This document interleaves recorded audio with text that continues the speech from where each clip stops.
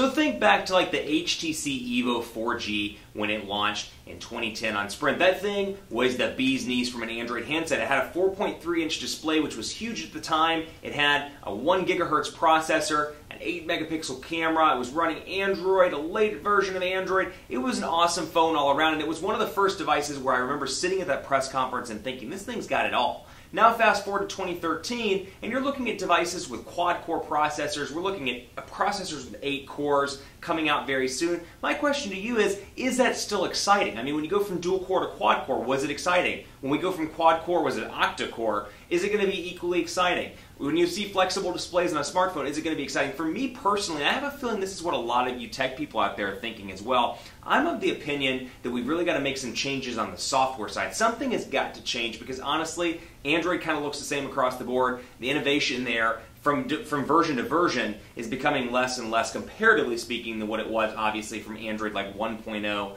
to Android 2.3 or Android 2.3 to Android 4.1, or even on the iOS side or on the Windows Phone side as well. Things have got to change. There's got to be some sort of fundamental change in the mobile market because really it's just kind of saturated with devices that I feel do a lot of the same. And if you watch my videos over the years, and particularly over the last 6 months, this is where I really give manufacturers like HTC and Samsung credit because, you know, all these phones kind of sound the same. I can't tell you how many times I've typed out dual-core 1.5 gigahertz Snapdragon S4 processor, well now 1.5 gigahertz quad-core Snapdragon S4 Pro CPU, or how many times I've typed out 8 megapixel camera with 1080p HD video recording.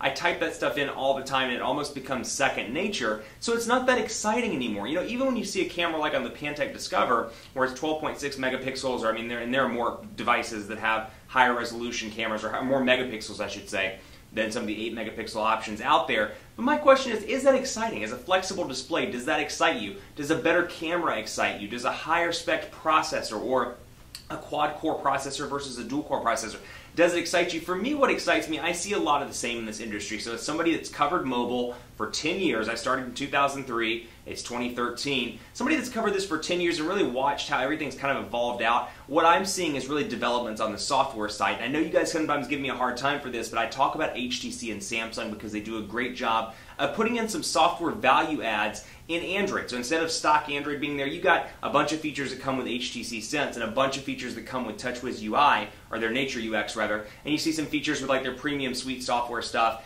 and more. So you see all these little goodies in addition to stock Android, S Pen functionality, S Beam. Then on the HTC side, you see great customizations and great personalization options and custom widgets and things like that. And not to say you don't see that from LG and Motorola and the other Android OEMs, but you do see some great development on the software side. I see that as kind of being a driving force in 2013 on the mobile space, but I'm curious to hear from you, and that's why I'm doing this in this segment of Aaron Asks, because I'm curious to see what you think is the big thing in 2013, and not just 2013, but for the next 2 or 3 years. Is it a migration to tablets? Are we going to see bigger devices? 6-inch smartphones, 6.4-inch smartphones?